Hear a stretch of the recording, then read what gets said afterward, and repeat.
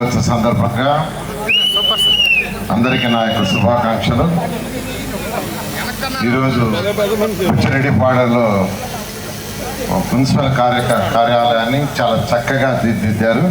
దాన్ని ఈరోజు నా చేతుల మీదుగా ఇనాగరేషన్ చేయడం చాలా సంతోషంగా ఉంది. వేదికను అలంకరించిన శాసనసభ్యులు వేమిరెడ్డి ప్రశాంత్ రెడ్డి గారికి,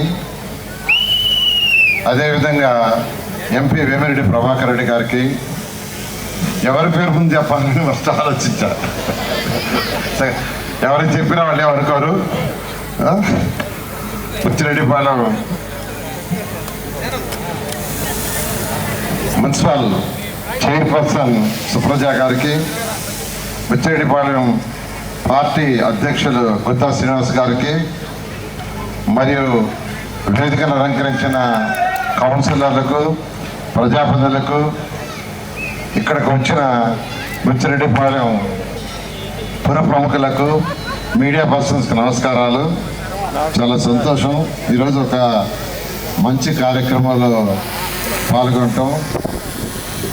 అయితే మీ శాసనసభ్యురాలు నన్ను ఎన్నోసార్లు ఇక్కడ పిలిచారు, చాలాసార్లు పిలిచారు రమ్మని, కానీ నేను అవాయిడ్ చేస్తూ వచ్చా. నిజం చెప్తున్నా, ఎందుకంటే ఇక్కడికి వస్తే నా డబ్బులు అడగదు తెలుసు. నాకు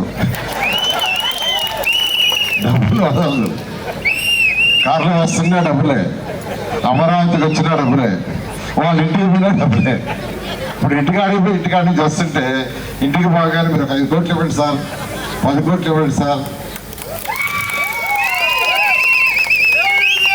బడ్జెట్ లేదమ్మా. గత ప్రభుత్వం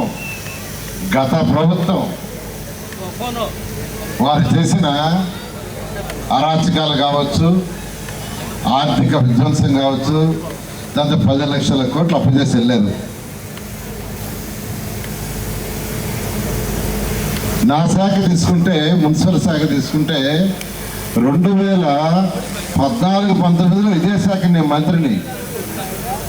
దీంట్లో ఏషియన్ ఇన్ఫ్రాస్ట్రక్చర్ డెవలప్మెంట్ బ్యాంక్ ద్వారా 2019 ఫిబ్రవరిలో 5,350 కోట్లు శాంక్షన్ ఇచ్చాం. గవర్నర్ ముఖ్యమంత్రి గారు 2019 ఫిబ్రవరి ఎలక్షన్స్ ముందు 5,350 కోట్లు శాంక్షన్ చేసి కేంద్రం ఫస్ట్ రిలీజ్ చేస్తే దానికి మ్యాచింగ్ స్టేట్ ఇవ్వాలి. ఆ మ్యాచింగ్ ఇవ్వక గత 5 సంవత్సరాలు 5,350 కోట్లు పోయింది. అదే 5,350 కోట్లు తీసుకొని ఉంటే ఈ రాష్ట్రంలో ఉన్న 123 మున్సిపాలిటీస్లో ప్రతి ఇంటికి ట్యాప్ కనెక్షన్ ఉండేది. తాగటానికి స్వచ్ఛమైన నీరు ఇవ్వటానికి 2019లో. కానీ గత ప్రభుత్వం రాష్ట్ర వాటా ఇవ్వక అది గుర్తి. మళ్ళా ఈ ప్రభుత్వం రాగానే గవర్నమెంట్ ముఖ్యమంత్రి గారు చెప్తే వారు వెంటనే దాన్ని కేంద్రంతో మాట్లాడి మళ్ళా శాంక్షన్ చేయించారు. అమృత్ 2.0 8,500 కోట్లు, 8,500 కోట్లతో కేంద్రం శాంక్షన్ చేస్తే అది కూడా తాగటానికి స్వచ్ఛమైన నీరుకి కేంద్రం ఫస్ట్ ఇన్స్టాల్మెంట్ ఇస్తే దానికి మ్యాచింగ్ ఇవ్వాలి స్టేట్ గవర్నమెంట్. అది ఇవ్వక అది కూడా పోయింది. మళ్ళా ఈ ప్రభుత్వం రాగానే దాన్ని టేకప్ చేసాం. మీ మున్సిపాలిటీకి ఎంత ఉందో తెలుసా? దాంట్లో మీ మున్సిపాలిటీకి అమృత్ 2.3లో ఎంత ఉందో ఎవరో చెప్తారా? నేను చైర్పర్సన్ గారు మీరు చెప్తారా? అమృత్ 2.2లో 93 కోట్ల రూపాయలు మీకు శాంక్షన్ చేస్తుంది. 93 కోట్ల రూపాయలు దాన్ని వదిలేశారు గత ప్రభుత్వం. మళ్ళా ఈ ప్రభుత్వం రాగానే దాన్ని టేకప్ చేసి ఎంతో వేగవంతంగా చేస్తున్నాం. రాష్ట్రం మొత్తంలో 123 మున్సిపాలిటీస్లో ఎంతో వేగవంతంగా జరుగుతుంది. ఇలా గత ప్రభుత్వం అన్ని అవకతవకలే. స్వచ్ఛ భారత్ కింద 3,000 కోట్లు శాంక్షన్ అయింది.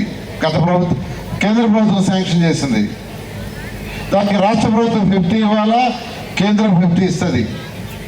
ఫస్ట్ ఇన్స్టాల్మెంట్ వాడు 250 కోట్లు ఇస్తే రాష్ట్ర ప్రభుత్వం ఇవ్వాల్సిన కోట ఇవ్వక అది ఆగిపోయింది. దాన్ని కూడా ప్రభుత్వం రాగానే దాన్ని రివైజ్ చేసి ఈరోజు దాన్ని కూడా ముందుకు తీసుకొచ్చాము. మీ మున్సిపాలిటీకి అయితే స్వచ్ఛ భారత్లో 2.62 కోట్లు శాంక్షన్ అయింది. ఈ విధంగా గత ప్రభుత్వం చేసిన ఆర్థిక విధ్వంసం అంటే పరిపాలన చేయటం రాదు. ఒక కుటుంబంలో ఎవరికైనా ఒక 20,000 వస్తుందంటే వైఫ్ అండ్ హస్బెండ్ ప్లాన్ చేసుకుంటారు. ఆ 20,000 రెంట్కి ఏమన్నా కట్టాల్సింది ఎంత కట్టాలా, ఈఎంఐ కట్టాల్సింది ఎంత కట్టాలా, తిండికి ఎంత, పిల్లల చదువుకి ఎంత, కరెంటు బిల్లు చక్కగా ప్లాన్ చేసుకుంటారు. 10,000 ఆదాయం వచ్చేవాళ్ళు చేసుకుంటారు, 5,000 ఆదాయం వచ్చేవాళ్ళు చేసుకుంటారు, 1,00,000 వచ్చే చేసుకుంటారు. ఒక రాష్ట్రానికి వచ్చే ఆదాయాన్ని ప్లాన్ చేయాలా, ఏ ప్లాన్ లేదు. గత 5 సంవత్సరాల్లో ఆర్థిక విధ్వంసమే, అన్ని ప్రాజెక్టులు నిలిచిపోయినాయి. 14-19లో నేను టిట్ హౌసెస్ ఇచ్చాను. అప్పుడు ఈ మున్సిపాలిటీ లేదు. ఆ రోజు గౌరవ ముఖ్యమంత్రి గారు నాకు ఒక మాట చెప్పారు, నాకు ఆ పోర్ట్ఫోలియో ఇచ్చి పేదలకు మంచి ఇల్లు కట్టు నారాయణ అన్నారు. గతంలో ఎలా కట్టేవాళ్ళు అంటే 4 గోడలు కట్టి స్లాబ్ వేసేవాడు. ఇప్పుడు మీరు కూడా చూడండి, మీరు పక్కనే ఉండే ఈ వెంకటేశ్వరపురంలో కట్టారు వాళ్ళు, 4 గోడలు కట్టి స్లాబ్ వేశారు. ఆ పక్కనే టిట్ హౌస్ కట్టారు, చూడండి ఎలా ఉన్నాయో. 2014-19లో అమరావతి రాజధాని కోసం నేను అనేక విదేశాలు తిరిగా.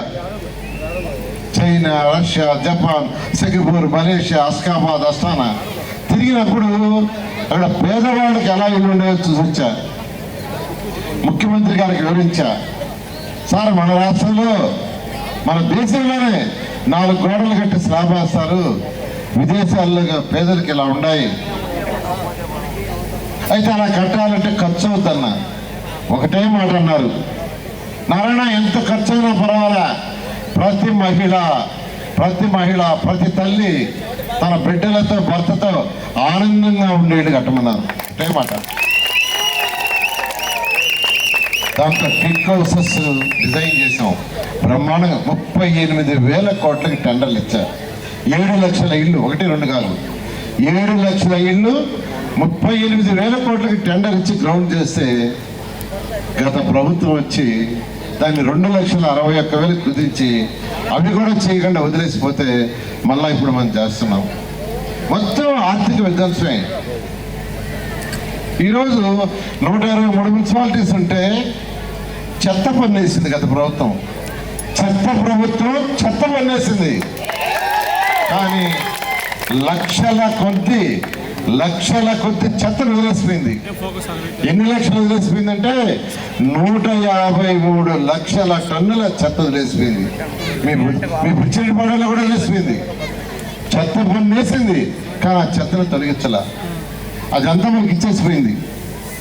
2024 అక్టోబర్ 2వ తేదీ గౌరవ ముఖ్యమంత్రి గారు మచిలీపట్నంలో స్వచ్ఛాంధ్ర కార్యక్రమం చేస్తూ నన్ను అడిగారు, నారాయణ ఎంత చెత్త మిగిలిపోయిందంటే అక్కడ చెప్పా, సార్ గ్రౌండ్ లెవెల్ పైన 85 లక్షలు ఉంది, గ్రౌండ్ లోపల ఎంత ఉందో చూడాలా, ఇది తీసేస్తే తప్ప అది తెలియదు సార్ అన్న. అయితే ఎంత కాలంలో తీసేస్తామంటే 2-3 ఏళ్ళు పడుతుందన్న. కాదు, నాకు 1 yearలో పూర్తి చేయాలని ఆదేశించారు మా అధికారులు. 1 yearలోనే అంటే 2025 అక్టోబర్ 2వ తేదీకి 85 లక్షలు పూర్తి చేశారు. వారందరూ మరోసారి అభినందిస్తున్నారు. అయితే టౌన్ కంటే కింద ఉండేది ఏదైతే 153 లక్షల టన్నులు ఉందో ఈరోజు రాష్ట్రంలో దాదాపు అంతా ఆల్మోస్ట్ అయిపోయింది. మరొక 15 లక్షలు ఉంది, రేపు అక్టోబర్ 2కి పూర్తవుతుంది. అన్నిటికంటే ఇంపార్టెంట్ ఏంటంటే నేను అనేక విదేశాలు తిరిగినప్పుడు ఈ యొక్క డంప్ యార్డ్స్ చెత్త వాటికి ఒక పర్మనెంట్ సొల్యూషన్ కావాలనే దాంతో నేను స్టడీ చేశాను. China, Japan, Russia, Singapore. Governor ముఖ్యమంత్రి గారు చెప్పాను, ఇవన్నీ కాదు సార్, ఇప్పుడు చేసే ప్రాసెస్ కాదు, వేస్ట్ ఎనర్జీ ప్లాంట్స్ ఒక్కటే దీనికి పర్మనెంట్ సొల్యూషను. మీరు వేస్ట్ ఎనర్జీ ప్లాంట్ శాంక్షన్ చేయండి. అసలు ఎక్కడ డంప్ యార్డ్ అంటే వెంటనే ఎన్ని కావాలన్నారని అన్నాడు. 10 అయితే ఈ రాష్ట్రంలో రోజు వచ్చే 7,000 టన్నులు క్లియర్ అయిపోతుంటే వెంటనే శాంక్షన్ చేశారు. ఆ 10 స్టార్ట్ చేసాం, 10 వేస్ట్ ఎనర్జీ ప్లాంట్ స్టార్ట్ చేసాం. అయితే ఎలక్షన్లు అయిపోయేటప్పటికి 2019కి విశాఖపట్నం, గుంటూరు 2 ప్లాంట్లు అడ్వాన్స్ స్టేజ్లు ఉన్నాయి. మిగతా 8 మొదలై ఉన్నాయి. గత ప్రభుత్వానికి అవగాహన లేక ఆ 8 ప్లాంట్లు క్యాన్సిల్ చేసింది. ఆ 2 ప్లాంట్లు కూడా క్యాన్సిల్ చేసిన వాళ్ళు ఏమీ చేయలేక ఇంక వదిలేశారు. ఆ 2 పూర్తయినాయి. ఈరోజు విశాఖపట్నం సరౌండింగ్స్లో వచ్చే మున్సిపాలిటీలో చెత్త అంతా దాంట్లో పోతుంది. గుంటూరు ప్లాంట్ అదేవిధంగా పోతుంది. అక్కడ ఏమవుతుంది, ఆ ప్లాంట్లు వేయగానే అది బర్న్ అయిపోయి ఎలక్ట్రిసిటీ ప్రొడ్యూస్ అవుతుంది. మళ్ళా ఈ ప్రభుత్వం రాగానే గౌరవ ముఖ్యమంత్రి గారు చెప్తే మరొక 6 ప్లాంట్లు శాంక్షన్ చేశారు. కడప, కర్నూలు, నెల్లూరు, తిరుపతి, విజయవాడ, కాకినాడ. మనకు నెల్లూరు కూడా చక్కటి ప్లాంట్ వస్తుంది. నెల్లూరు ప్లాంట్ వస్తే నెల్లూరు, బుచ్చిరెడ్డిపాళెం, గూడూరు ఈ పరిసర ప్రాంతాల్లో ఉన్న అన్ని మున్సిపాలిటీలు ఏ రోజుకు ఆ రోజు వచ్చే చెత్త తీసుకుని దాంట్లో వేస్తారు. ఏయంగానే అక్కడ బర్న్ అయిపోయి ఎలక్ట్రిసిటీ ప్రొడ్యూస్ అవుతుంది. ఇది ఎందుకు చెప్తున్నానంటే గత ప్రభుత్వానికి అవగాహన లేదు, రాజకీయ పరిజ్ఞానం లేదు, పరిపాలన చేయడం రాదు. ఇలా అన్ని అవకతవకలే చెప్పుకుంటా పోతే ఈరోజు రాత్రంతా చెప్పుకోవాలి మనం. నా ఒక్క డిపార్ట్మెంటే కాదు, అన్ని డిపార్ట్మెంట్లు అస్తవ్యస్తం చేసినాయి. అయితే మన ముఖ్యమంత్రి గారు వారికి ఉన్న అపార అనుభవంతో ఏదైతే సూపర్ 6 ఉందో దాన్ని సూపర్ హిట్ చేస్తూ, అంటే ఎలక్షన్స్ ముందు ఏదైతే మేనిఫెస్టోలో పెట్టామో దాన్ని చేస్తూ రాష్ట్ర ఆర్థిక వ్యవస్థ గాడిలో పెట్టారు. ఇప్పుడిప్పుడే గాడిలో పడింది. ఇప్పుడు గాడిలో పడితే ఈ మధ్య గవర్నర్ ముఖ్యమంత్రి గారు నేను అడిగాను, సార్ 123 మున్సిపాలిటీస్ ఉన్నాయి. మున్సిపాలిటీలో ప్రజలు కోరుకునే కొన్ని బేసిక్ ఉన్నాయి. ప్రతి ఒక్కరు కోరుకునేది ఏంటంటే ప్రతిరోజు ఇంట్లో నుంచి వచ్చే చెత్త కానీ, హోటల్స్ నుంచి కానీ, స్కూల్స్ నుంచి కానీ, హాస్పిటల్ నుంచి కానీ ఏ రోజుకి ఆ రోజు బయటకు పంపించాలని. రెండవది, మన బాత్రూమ్లో, కిచెన్లలో, టాయిలెట్స్ నుంచి వచ్చే వాటరు డ్రైన్లలో పంపించి దాన్ని క్లీన్ చేసి నదుల్లో వదలాలని. మూడోది, వర్షాకాలం వస్తే వాటర్ ఫ్రీగా పోయేదానికి డ్రైన్స్. నాలుగవది రోడ్లు. ఐదవది లైట్లు. తాగటానికి స్వచ్ఛమైన వాటర్. ఇవైన తర్వాత నెక్స్ట్ పార్కులు, community halls, schools, hospitals. So ఈ ప్రభుత్వం రాగానే ఆర్థిక వ్యవస్థ చిన్నగా ఉంటే గౌరవ ముఖ్యమంత్రి గారు ఈ 2 సంవత్సరాలు 2 నెలలు దాన్ని ట్రాక్లో పెట్టారు. ఈ మధ్య నేను ముఖ్యమంత్రి గారిని, సార్ మున్సిపాలిటీకి కొంత ఫండ్స్ ఇవ్వాలి, 2014-19లో చాలా బాగా ఇచ్చారు, ఈసారి బడ్జెట్ ఇవ్వలేదంటే దానికి వారు అనేక మార్గాల్లో వారికి చెప్పడం జరిగింది. యూసీఎఫ్ అని కేంద్ర ప్రభుత్వం ఒక ప్రాజెక్ట్ తీసుకొచ్చింది. 25% గ్రాంట్ ఇస్తారు, 75% మనం ట్రై చేసుకోవచ్చు. మరొకటి హ్యామ్, అంటే ముఖ్యమంత్రి గారు ఒకటే చెప్పారు, ఈ రాష్ట్రంలో ఉన్న డ్రైన్స్ అన్ని పూర్తి చేయాలంటే 29,000 కోట్లు అవుతుంది సార్. ప్రజలు ఎక్కడైతే ఎక్కువగా ఉండారో కనీసం ఎక్కడైనా డ్రైన్స్ పూర్తి చేయాలంటే 9,000 కోట్లు అవుతుందంటే ఆ 9,000 కోట్లకి గ్రీన్ సిగ్నల్ ఇచ్చారు. రాష్ట్ర ప్రజల తరఫున గౌరవ ముఖ్యమంత్రి గారికి ఈ సభా వేదికగా ధన్యవాదాలు తెలియజేస్తున్నాము. అదేవిధంగా ఈ మధ్య మళ్ళా రిక్వెస్ట్ చేశాను, సార్ 2 సంవత్సరాలు 2 నెలలు అయిపోయింది, గత 5 సంవత్సరాలు వేల కోట్లు ఖర్చు పెట్టాము. ఇప్పుడిప్పుడే ఆర్థిక వ్యవస్థ గాడిలో పడుతుంది కాబట్టి మరొక కోరిక ఉంది. ప్రజలు కోరుకుంటున్నారు, ఎమ్మెల్యేలు కోరుకుంటున్నారు, కౌన్సిలర్లు కోరుకుంటున్నారు, చైర్పర్సన్స్ కోరుకుంటున్నారు. అది ప్రజా అవసరాలైనటువంటి రోడ్లు, లైట్లు, పార్కులు అవి కూడా పూర్తి చేస్తాం సార్. మరొక 5,500 కోట్లు ఇవ్వమంటే ఒక్క మాట మాట్లాడకుండా నాకు అప్రూవ్ చేశారు. ఆ 2 ప్రాజెక్టులు ఈరోజు లైన్లో ఫైనాన్స్ డిపార్ట్మెంట్ దగ్గర ఉన్నాయి. బహుశా త్వరలో అప్రూవ్ అవుతాయి. అప్రూవ్ అయితే ఇందాక ఇలా అవుతున్నాయంటే ఇంటికాడ మేడము నాకు ఎంత ఇస్తారు, నాకు 10 కోట్ల 20 కోట్ల 30 కోట్ల చెప్పి కార్యక్రమం అన్నారు. కారు ఇంటికాడ నుంచి కారెక్కుతుంటే నాకు ఫస్ట్ చెప్పి కారెక్కండి. మీ మేడం చాలా కష్టం వదలదు. ఇప్పుడే వచ్చేటప్పుడు పుస్తకం 5 కోట్లు ఇప్పుడు చెప్పండి సార్ అనేది ఒక 5 చెప్పండి. సరే ఏది ఏమైనా ఖచ్చితంగా ఆ 2 ప్రాజెక్టులు శాంక్షన్ అయితే ఈ సభాముఖంగా చెప్తున్నాను. ఆ 2 ప్రాజెక్టులలో మీకు ఆల్రెడీ నేను చెప్పలే, మేడం కూడా చెప్తే పట్టుకుంటారు. మళ్ళీ రేపు రాలేదనుకోండి ఇబ్బంది పడతా. చెప్తే ఆల్రెడీ ప్రాజెక్టులో పెట్టుండా, ఒకవేళ ఏదైనా ఆ ప్రాజెక్టులో కొంత తగ్గిన క్యాన్సిల్ అయినా మళ్ళీ గట్టిగా చెప్పలేదు, సభాముఖంగా చెప్తున్నాను. 2 ప్రాజెక్టులలో మీ మున్సిపాలిటీకి 45 కోట్లు పెట్టున్నాను. రాబోయే 3 అది శాంక్షన్ అవుతుంది. శాంక్షన్ అయితే మీ మున్సిపాలిటీని మీ మేడం మీ యొక్క శాసనసభ్యులు బహుశా వన్ ఆఫ్ ది బెస్ట్ మున్సిపాలిటీగా చేస్తామని తెలియజేస్తూ, ఇలాంటి కమిట్మెంట్ ఉంటుందని ఇన్ని రోజులు ఈరోజు ఇంత లేట్ అయినా ఇంత ఆనందంగా మీరు అందరూ ఇక్కడ ఉన్నారంటే నిజంగా మీ మేడం యొక్క ఆమె చూపించే ఆదరణ, ఆమె మీద చూపించే ఆదరణ. నేను ఇంత పెద్ద సభ చేశారనుకోలే, ఏదో రావటం మొత్తం అనుకున్నాను.